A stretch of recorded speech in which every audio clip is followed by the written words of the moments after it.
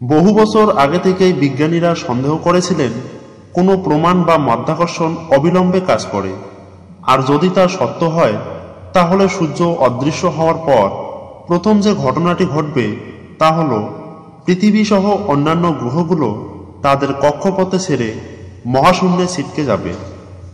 অন্যদিকে আলো তাৎক্ষণিক ক্রিয়া না করে আলোর গতি হল সর্বদাই ধ্রুবক এবং সূর্য থেকে পৃথিবীতে আলো পৌঁছাতে প্রায় ৮ মিনিট সময় লাগে। সুতরাং যদি আলোর গতি ধ্রুবক হয় ও মাধ্যাকর্ষণ শক্তি তাৎক্ষণিক হয় তাহলে আমরা সূর্যের অন্তর্ধান দেখার আগেই আমরা সেটা অনুভব করতে পারব। কিন্তু আইনস্টাইন তার সাধারণ আপেক্ষিকতায় দেখিয়েছেন যে মাধ্যাকর্ষণ বলের প্রভাব তাৎক্ষণিক নয়, এই প্রভাব আলোর গতিতেই ভ্রমণ করে।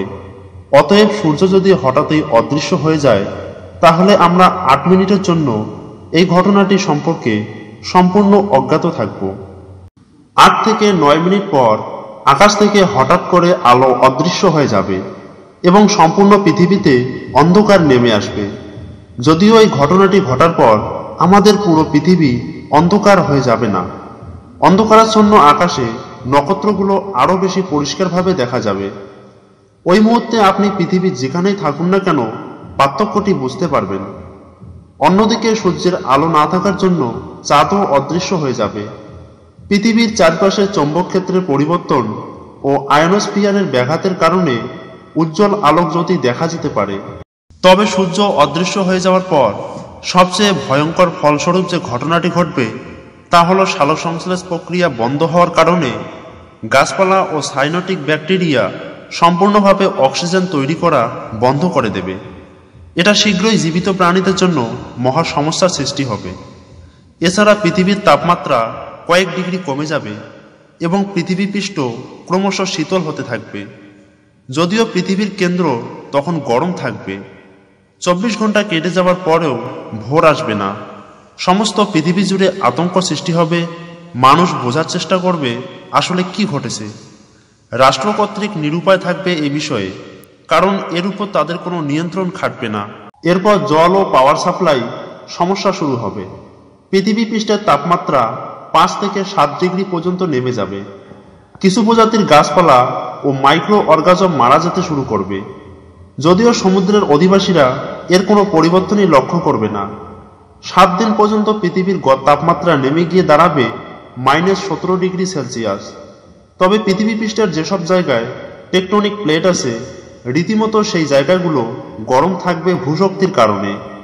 এই অবস্থায় মানুষের বেঁচে থাকার একমাত্র পরিবেশ থাকবে সমুদ্র তলদেশে, টেকটনিকের পাশে। তবে বেশিরভাগ গাছপালা উষ্ণ অঞ্চলের প্রাণীগুলো মারা যেতে শুরু করবে আলোর অভাবে এবং অতিরিক্ত ঠান্ডার জন্য। এই সময় অগভীর জলের বাসিন্দারাও তীব্রভাবে ভুগবে এবং সমুদ্রপৃষ্ঠে বরফ জমতে শুরু করবে। ৩০ দিন পর পৃথিবী পৃষ্ঠ হঠাৎ ক্রমশ ঠান্ডা হয়ে যাবে। তখন পৃথিবীর গড় তাপমাত্রা কমে গিয়ে হবে -30 ডিগ্রি সেলসিয়াস। সমগ্র পৃথিবী বরফে ঢেকে গিয়ে পুরো একটা বরফের দুনিয়াতে পরিণত হবে। কার্যত এই সময় গাছপালা ও সাইনোব্যাকটেরিয়া সম্পূর্ণভাবে ধ্বংস হয়ে যাবে। তবুও বিশেষ প্রজাতির গাছ যেমন দেবদারু জীবিত থাকবে। কিন্তু সূর্যের আলোর অভাবে এই ধরনের গাছ ও অক্সিজেন তৈরি করা বন্ধ করে দেবে। প্রকৃতপক্ষে এই সময় বেশিরভাগ প্রাণী মারা যাবে এবং বিভিন্ন প্রজাতি বিলুপ্ত হতে শুরু করবে। এই সময় বেশিরভাগ জীবিত প্রাণী টেকটনিক ফলগুলির কাছে পাওয়া যাবে বেঁচে থাকার জন্য। এমনকি সেখানেও কিছু প্রাণী বিলুপ্ত হতে শুরু করবে।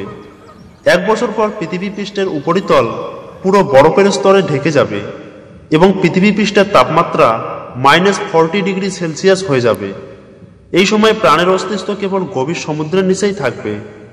এরপর পৃথিবী হাজার হাজার বছর ধরে শীতল হতে থাকবে যতক্ষণ না এই উষ্ণতা -100 ডিগ্রি সেলসিয়াস না হয়।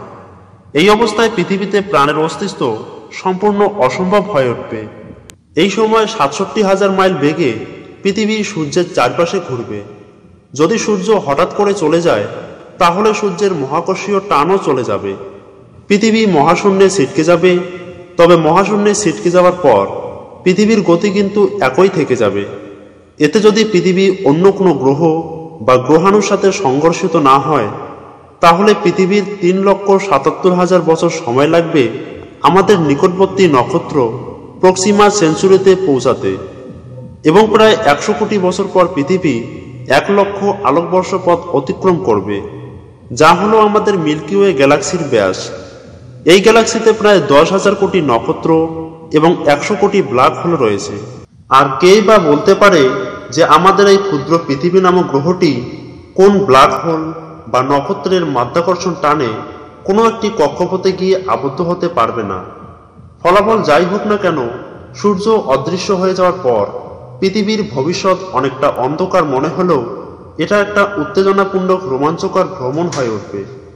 তবে শেষ পর্যন্ত এটা শুধু আমাদের কল্পনার একটা বিষয়, অথবা এক ধরনের চিন্তার প্রকাশ। আসলে সূর্যের ভবিষ্যৎ আলাদা হবে প্রায় 500 কোটি বছর পর। আমাদের সূর্য একটা বিশাল বিস্ফোরণের সাথে মারা যাবে। মানবজাতির ভবিষ্যৎ কি হবে তা আমাদের অজানা। আশা করা হয় সূর্য মারা যাওয়ার পূর্বেই আমরা অন্য সৌরজগতে পাড়ি দিতে সক্ষম হব, পৃথিবীর মতো অন্য কোনো গ্রহে নিজেদের বেঁচে রাখতে পারবো। আপনাদের কি মনে হয় আমাদের কমেন্ট করে জানান। ভিডিওটি ভালো লাগলে প্লিজ একটি লাইক দিন ও বেশি বেশি শেয়ার করুন। আর এ ধরনের ভিডিও প্রতিনিয়ত দেখতে চাইলে অবশ্যই আমাদের চ্যানেলটি সাবস্ক্রাইব করে পাশের বেল আইকনটি ওকে করে রাখুন।